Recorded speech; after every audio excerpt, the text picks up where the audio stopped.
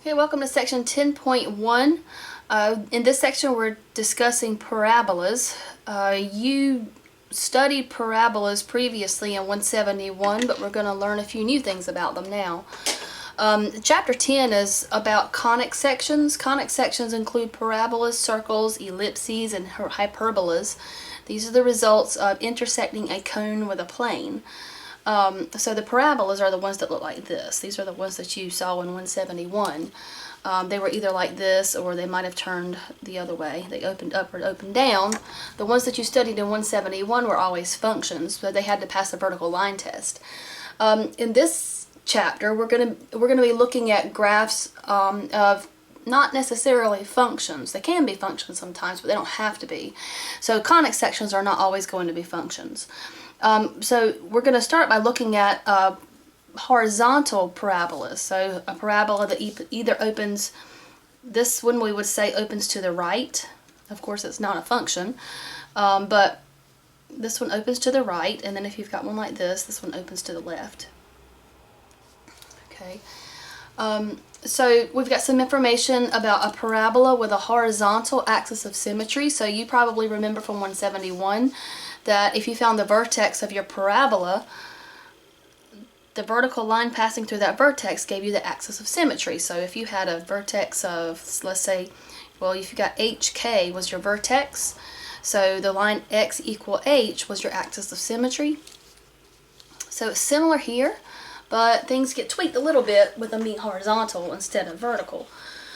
So the parabola with vertex ordered pair HK and the horizontal line y equal k as its axis of symmetry has an equation of the following form: x minus h equals a times y minus k quantity square. So this is very much like the formula, the equations that you worked with when you were working with the vertical parabolas. But in this case, instead of having an x square, you have a y square. So that's how you know you have a horizontal parabola, is that you have a y square term rather than an x square term. This parabola opens to the right, like this picture, if a is positive. It opens to the left, like this picture, if a is negative. So of course a is the coefficient right out here in front of your y square. In example 1, we want to graph x plus 3 equal y minus 2 quantity square, give the domain and the range. So because this is in the form that we were given, we can see that we can read the vertex directly from this equation. The vertex is ordered pair HK. So h, notice in the formula both h and k have minuses in front of them, so that means when you pull the coordinates from your equation, you're going to be changing the signs to get the actual h and k values. So we've got x minus h here, so our h is going, that would be x minus negative 3, so h is negative 3, k would be the positive 2, whatever follows the minus sign here. So you change the sign on this and this to keep it correct, like you have in this equation up here. So k is positive 2. So we have vertex negative 3, 2. Okay, so it's good to go ahead and see, get a visual of this as soon as we can so we know what's going on. So we'll just sketch what we know so far. So we have our vertex at ordered pair negative 3, 2. So that's there. Okay, because this is a horizontal parabola, its axis of symmetry is a horizontal line. It's the y equals, and it passes through the vertex, like this. So that means our axis of symmetry is the line y equal the k coordinate from the vertex 2. And I'm sorry, I've got so much stuff up here I can't move my paper.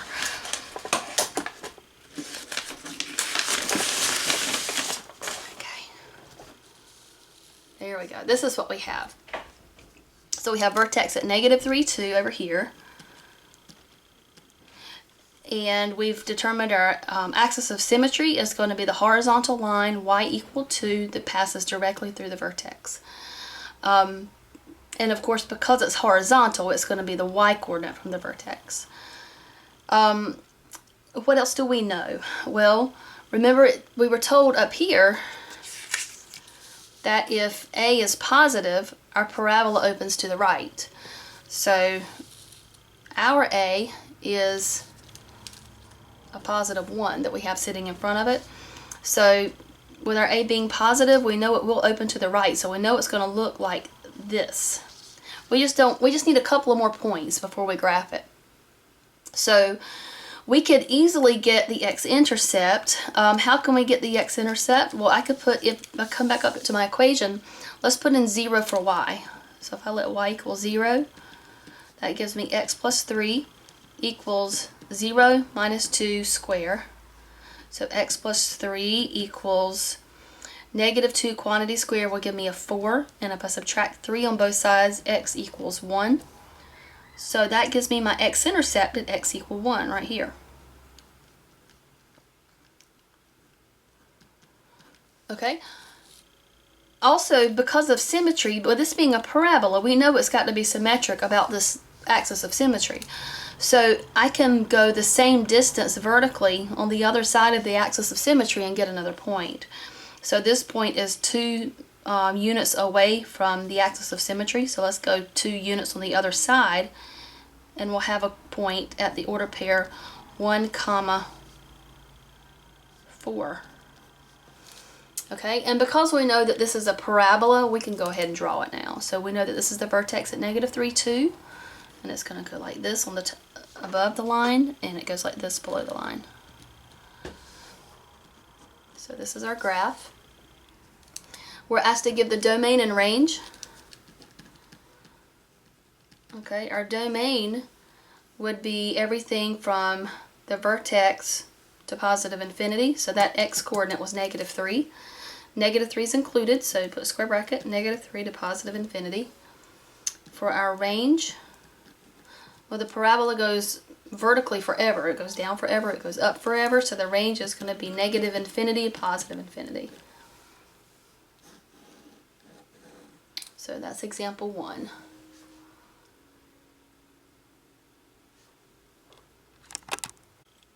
Example 2. We're asked to graph x equal 2y squared plus 6y plus 5. Give the domain and the range. So you'll notice in this problem, this is not currently in the form that we were given for our equation of a parabola with a horizontal axis of symmetry. Remember the equation was x minus h equal a times y minus k quantity square. So we need to put our equation in this form. So just to write it up here, we need x minus h equal a times y minus k quantity square. That way we'll be able to get our vertex hk. So to do this, hopefully you remember a process called completing the square that you probably worked with when you were working with parabolas on 171. The way this works is we are going to look at the first 2 terms. We're going to let's subtract the 5 on both sides first. So we've got x minus 5 equals 2y squared plus 6y. Alright, we need to turn this side of our equation into a perfect square like we have over here. So before we can do that, we need to have a coefficient of 1 on our y squared term. So you'll notice the 2 terms have a common factor of 2. Let's factor the 2 out, and that leaves us with a y squared plus 6. Alright, we're going to, 6y. I'm sorry, not 6, it's 3y.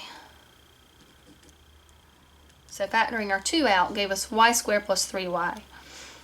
So when we complete the square, we are going to take the binomial that we have here. We're going to add a number to that will create a perfect square. And of course, a perfect square means that it's something that we can factor and getting it into something being squared like we have there.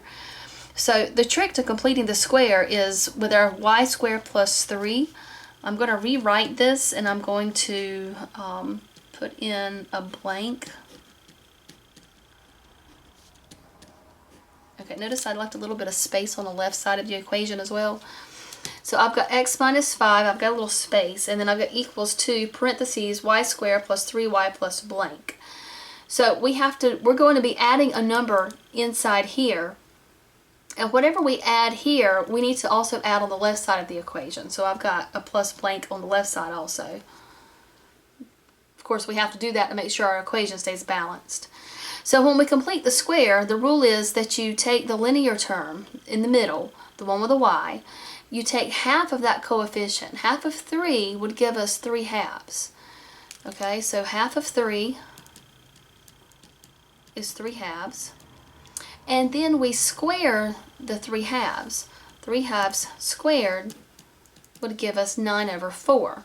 So we put 9 over 4 in the blank on the right, and we make sure we keep our equation balanced. What I'm getting ready to tell you is going to be a little bit tricky, so make sure that you understand what we've done so far before I jump into that discussion.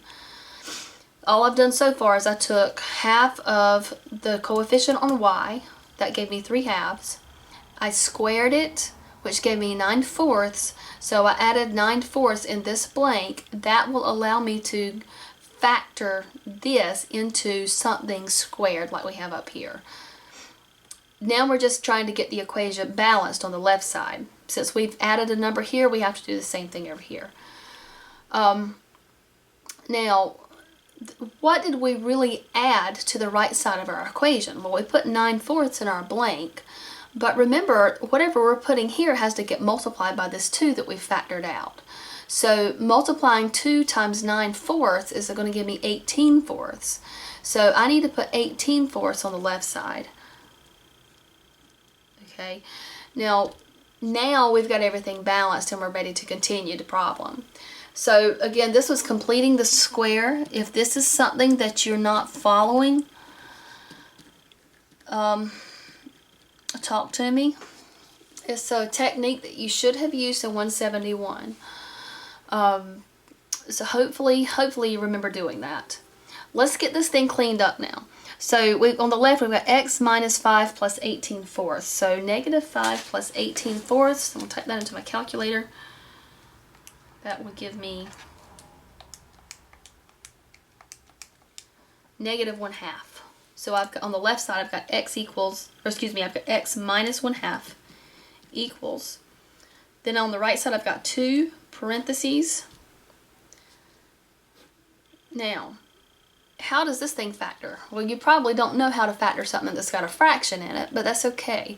The way it works is that you're going to start with a y, and then you're going to use the number that we found before we squared. So when we had first taken half of the 3, we got 3 halves.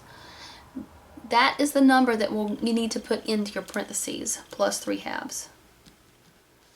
It's always going to be, when you go to factor this, it's y plus 3 halves quantity squared. It's always going to be the number, this number for the parentheses will always be the number that you got when you first took half of this term, but before you squared it. So long story short, this trinomial factors as y plus 3 halves times y plus 3 halves, or y plus 3 halves quantity squared. But this gives us the equation that we need. This is not the answer, I'm just putting it in a box so I can find it easily. X minus 1/2 equals 2 times y plus 3 halves quantity squared. So with that information, I can now identify my vertex. My vertex is the order pair 1/2, comma, negative 3 halves. Okay. Which way does this open? Well, my A is a positive 2, so it opens to the right like this. So let's sketch what we have so far.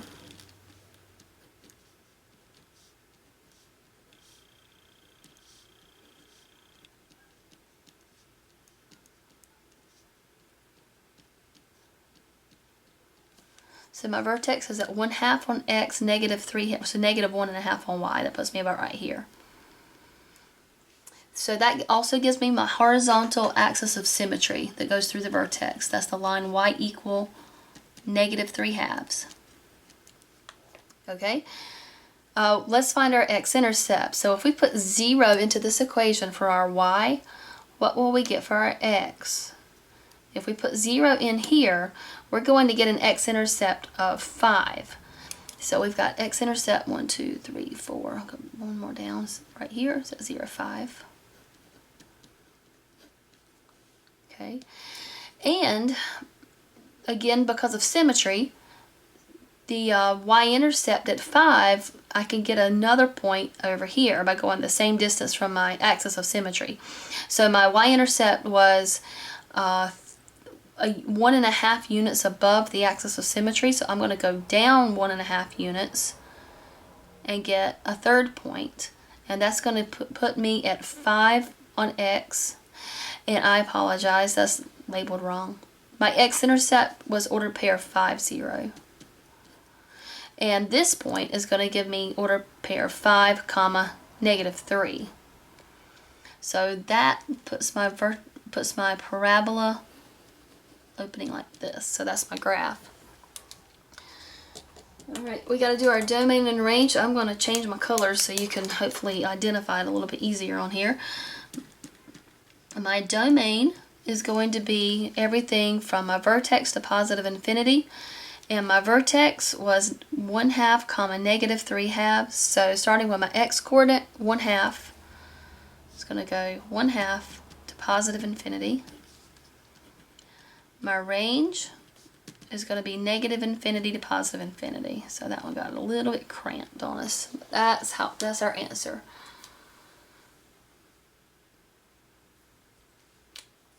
So the only thing that made this one tricky was just having to get this equation into the correct format so that we can read our vertex.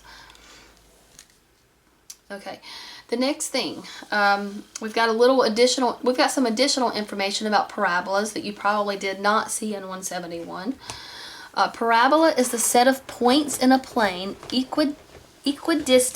distant from a fixed point in a fixed line. Okay, so in other words, you've got a fixed point here, a fixed line here. The parabola is going to be a fixed distance away from those two things.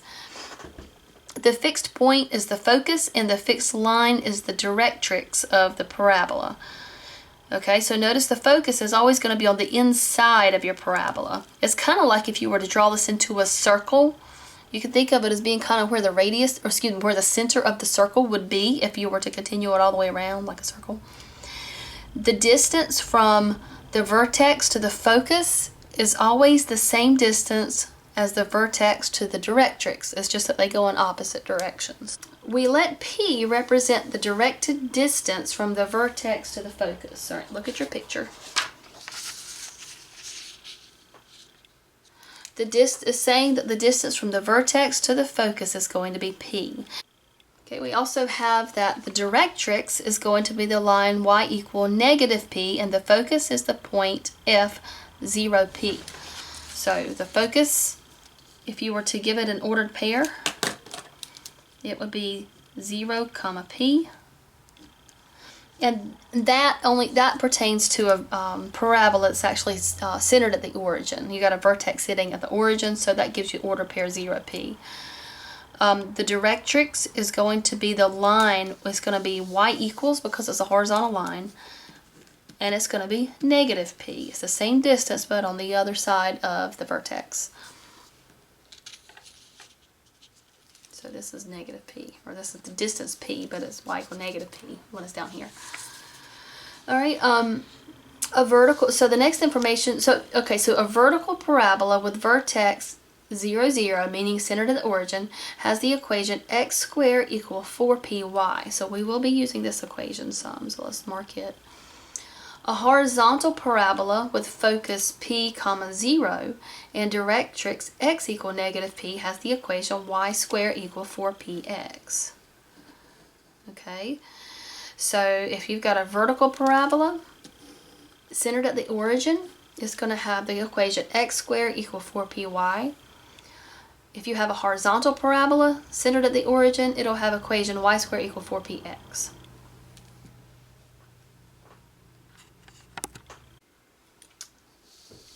Let's look at example 3. Give the focus, directrix, vertex, and axis of symmetry for the parabola. Then graph the parabola. So we're given x squared equal 8y. So this tells us, because it's got the x squared, we know it's a vertical parabola. So we can go to the equation x squared equal 4py. The 4p is equal to our 8. So if we set 4p equal 8, that gives us a value of p equal to 2. So I'm going to sketch what I found so far.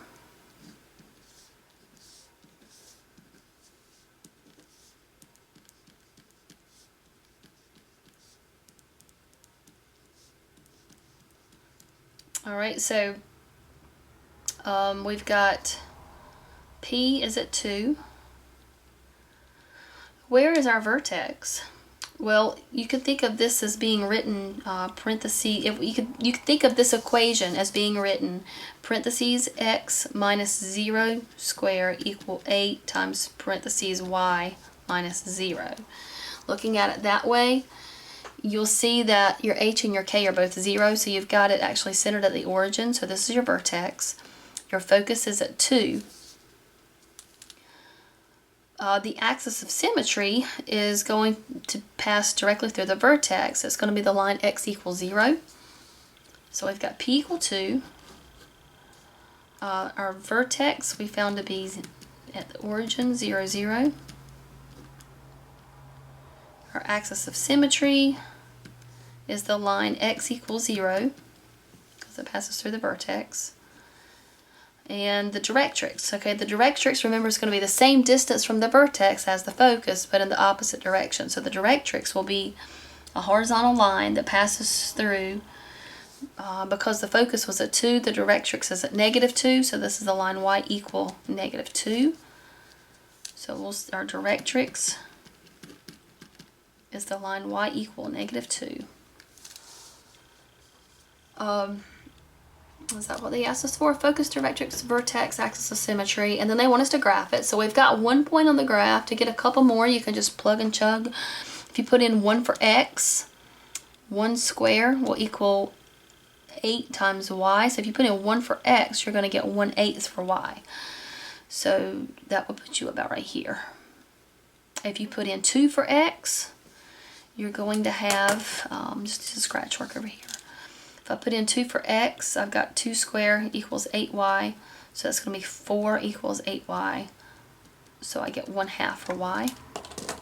So when that was for x equal 2, I got 1/2 for y, so it's like that. And then we know by symmetry you've got matching points on the other side, so you can put those in. And so here's our parabola.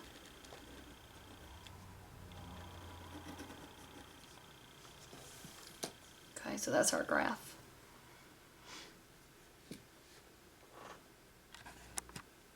Example 3b.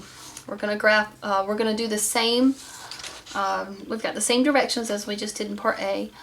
So we are going to, if you look back, we see that if we have a y squared, that's a horizontal parabola, and it'll have the equation y squared equal 4px.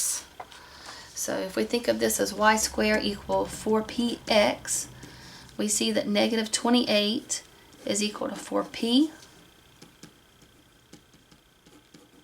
Dividing by 4, we get p equal to -7.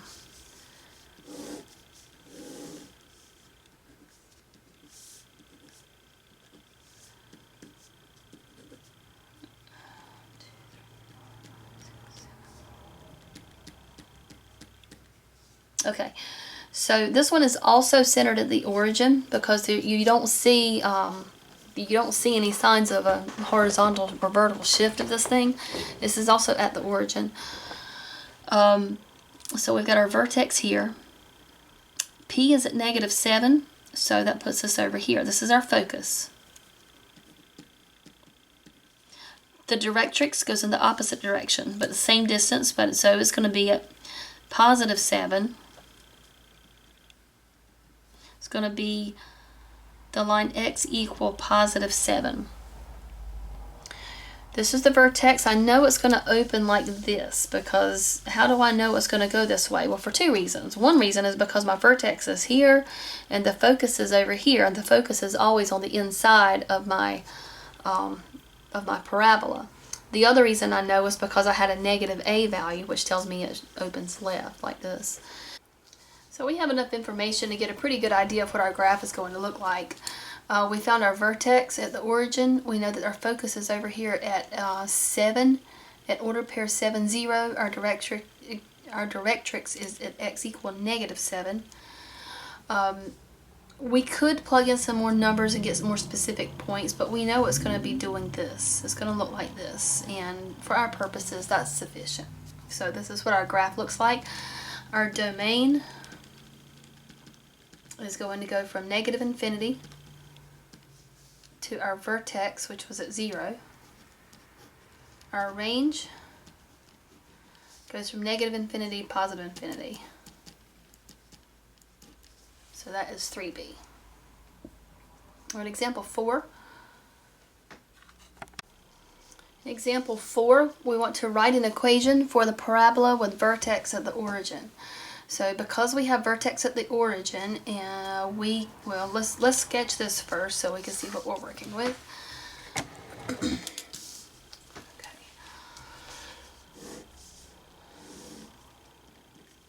Our vertex is at the origin. If you can't remember which equations give you horizontal or vertical parabolas, just sketching the information they give you is going to help a lot. We have our focus is at 2/3 0, so that puts us right here. We know that the focus is on the inside of the parabola, so that means the parabola is going to be opening to the right, and we can put our directrix in, which is going to be at the line x equal -2/3.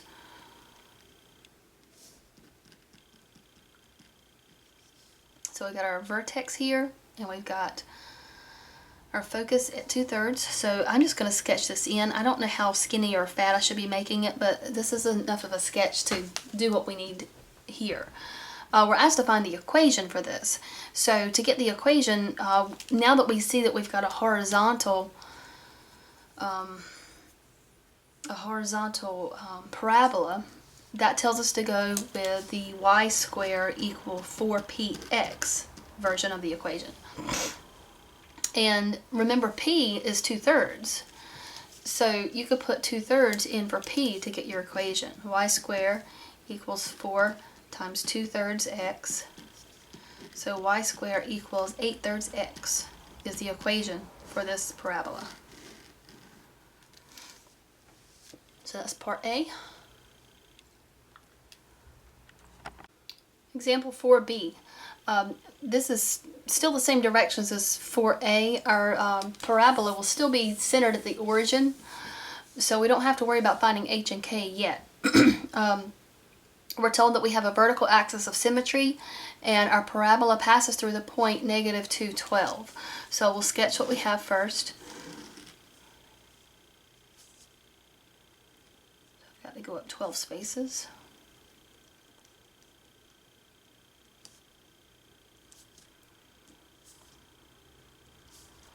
So I'm up here. This point is on my graph, and my vertex is still at the origin. I don't have my focus or my directrix, but I do have my axis of symmetry as vertical. So because I have a vertical axis of symmetry, that tells me I have a vertical parabola, and I can see that it opens up. So to find the equation, we're going to go back to this one. With it being vertical, this one's going to be x squared equal 4py. We're given an x and a y value that are on our parabola, so we can substitute those into our equation and solve for p. So it will have -2 squared equals 4p times, we'll put in our 12 for y. That gives us 4 equals 4 times 12p. You can divide both sides by 4, or you can multiply by, you can get 4 equal 48p. Divide by 48. You're going to get 1/12 equals p. So that means our equation will be x squared equals 4. Put in the 1/12 for the p. times y. So our answer is x squared equals 1/3 y. Okay, so that one was that was some pretty basic algebra there, just doing a little plugging and chugging to get what you need for your p so that you can put it back into your equation. Now that we have p, if we wanted to finish drawing the graph, we would know that we had a focus at 1/3, directrix at -1/3 back here, and we could create a pretty decent sketch. Okay, all right, let's move on. We have a little more information that will help us handle parabolas that have been shifted vertically or horizontally. We have equation forms for translated parabolas. A parabola with vertex HK has an equation of the following form: x minus h quantity square equal 4p times y minus k, that's the vertical parabola, or y minus k quantity square equal 4p times x minus h for the horizontal parabola. So if you have trouble remembering which is which, the vertical parabola, like you studied in 171, is still going to have an x squared term, even with it being in this new form. And remember, the x squares were the parabolas that were, so you hopefully you remember that. The new ones, the horizontal parabolas, will have the y squared term, and so they're going to be sideways. So also, the focus is the distance, the absolute value of p from the vertex. So that part's the same as what we did before, except it's not always going to be from the origin now. We have to think of it from in relation to the vertex, wherever the vertex may be. Example 5. We want to write an equation for the parabola with vertex at 4,3 and focus at 4,5. Let's start by sketching what we know.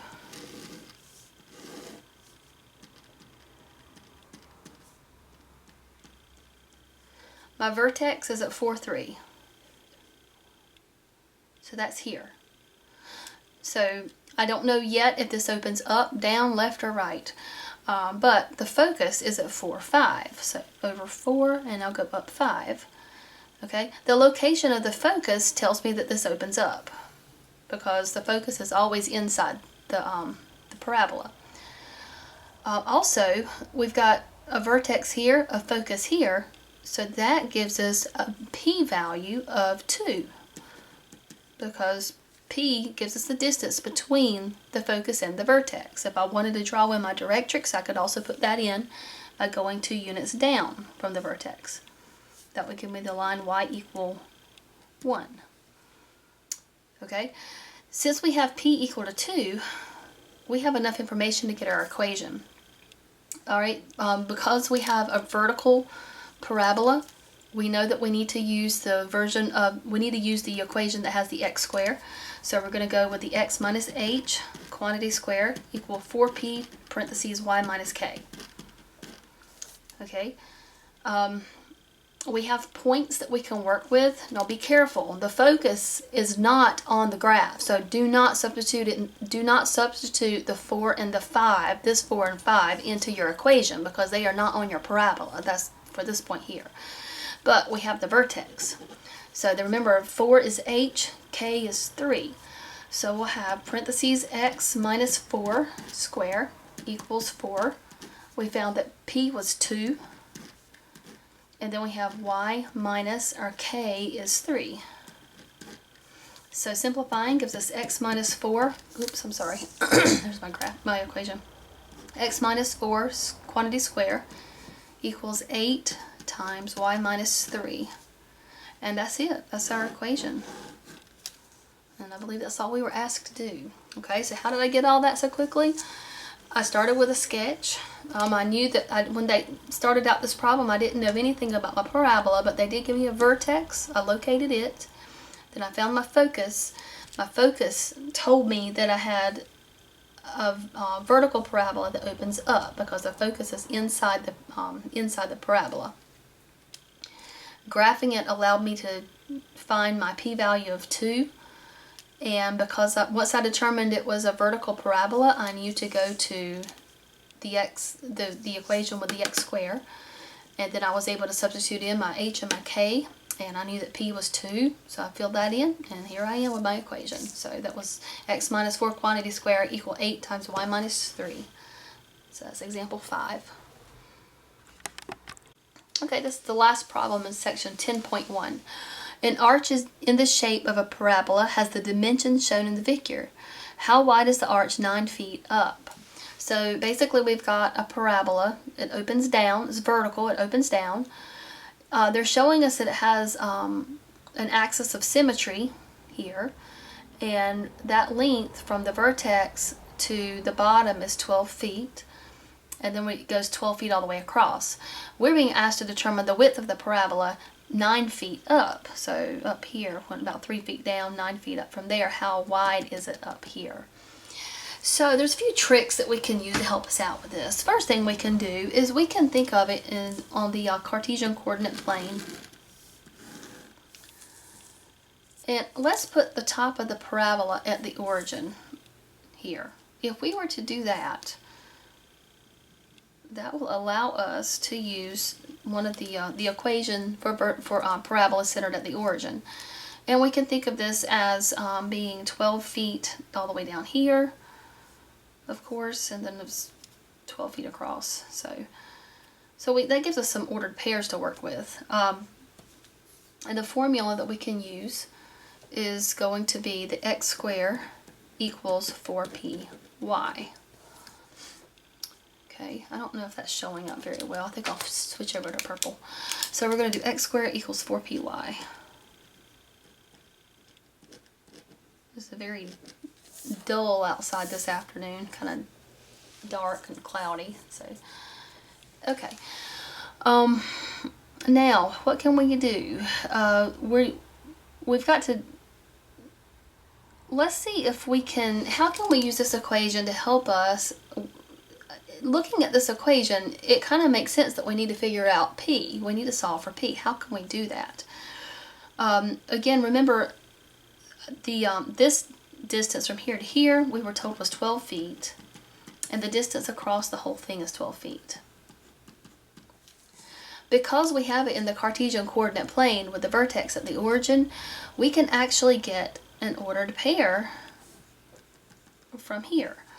Because we know that this point would be 12 feet down, or 12 units down from the origin, so it would have a y value of -12. What is the x value? Well, it's half of our parabola, and we know that parabolas are symmetric through the vertex. So we've got this line of symmetry here, which means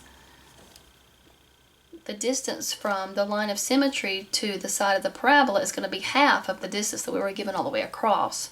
So from here, from the x-axis to this point would be 6 feet. So that gives us the ordered pair 6, -12.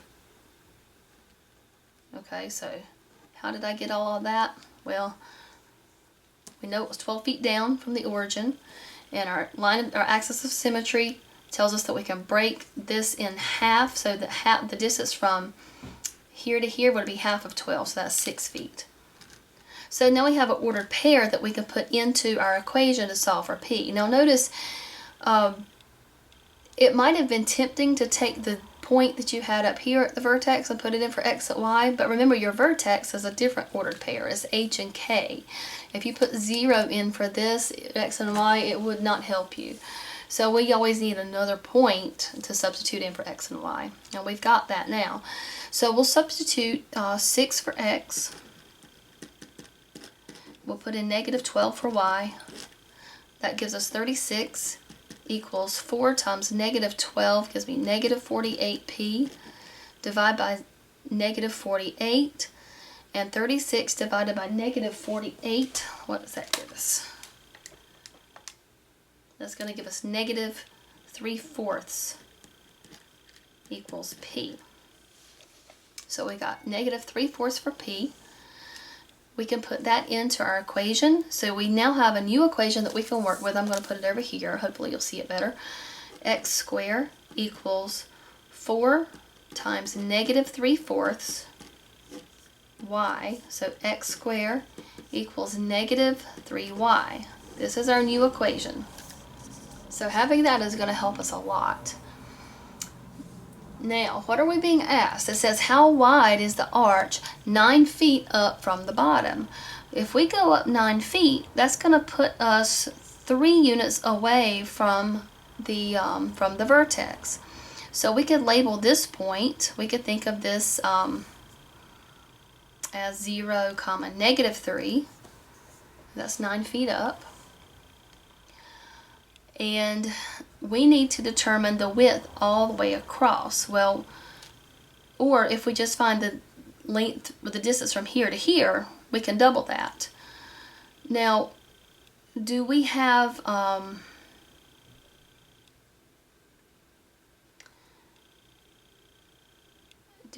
way that we could label a point here? Let's say if we could determine, so this is the distance that we're trying to determine, okay?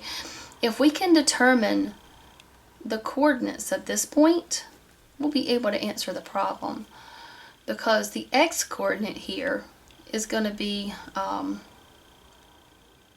the x coordinate is going to be half of the width of the whole thing. So whatever that x coordinate is there, and then the y coordinate we know is -3, because it's 3 units down. So if we go back up here to our equation, and if we put -3 in for our y, we can solve this for x. It will give us this value here. So let's put -3 in for y. We'll have x squared equals the -3 from the formula, and then the y coordinate of -3. We have x squared equal 9. Take the square root. X equals ±3, but we don't want the -3. We're doing a distance, so x equals 3.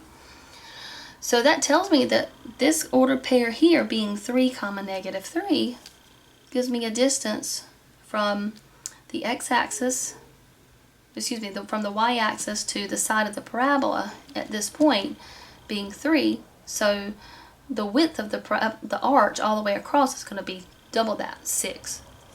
So it'll be 6 feet for our answer. Okay, so hopefully that makes sense to you. Please watch it again if you need some clarification, or ask me if you have further questions. And that completes section 10.1. Thank you.